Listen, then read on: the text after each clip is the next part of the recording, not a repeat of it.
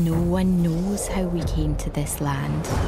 A land filled with magic and danger.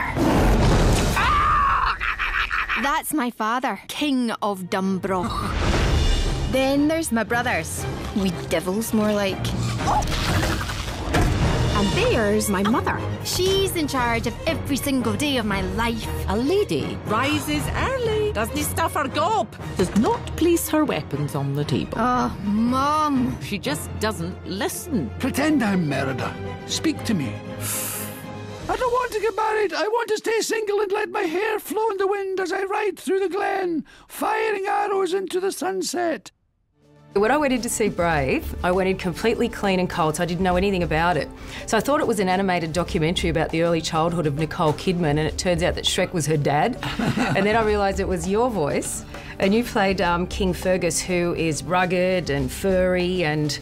But what kind of a Scotsman is he? He's a typical big, good time, eat it up and have a great time, drink it up, ride your horse, Scotsman. Describe for me more of the relationship between King Fergus and Merida. I have no idea. Well, Merida, my daughter. Yeah. The relationship with him and his daughter is the same as every dad's relationship with his daughter.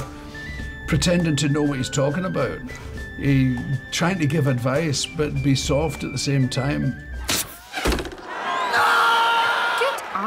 And such lovely flowing locks. Fergus. What?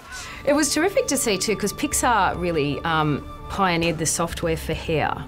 You know, to make it seem all like it was all flowy and everything like that. And this is one of the hairiest, furriest films I've ever seen. There's bare hair, you're constantly wearing a giant fur. And a big fur coat, yeah. What did you think when you saw so much hair come to life? Is that typical of Scotland? Well, it's a cold place, you know. So there's a lot of hair and fur about the place. Yeah, it is. Afraid to muss your pretty hair. At least we have hair. And all our teeth. If he was a wee bit closer, I could lob a caber at him, kin. And when it comes to approaching a role like King Fergus, once you get the script, what's your approach to realising the character and bringing him to life? I don't do any of that. Really? No. Nothing? Nothing. I go into the studio with the director and we do it together. Right. Well, what is that process? I mean, because you're so believable in the roles that you do and they're so diverse. Yes. I think there's a lot of cobblers spoken about that, getting into character stuff. There's a lot of drama school stuff spouted about it, you know, and it's been taught to them by people who can't act. So in the animated stuff, they're going to kill me for that. You get your script on a music stand and you give it a go. And the director said, I like that, try it lighter. And you do it lighter. Try it darker, try it more angry, try it louder, quieter, da-da-da-da-da.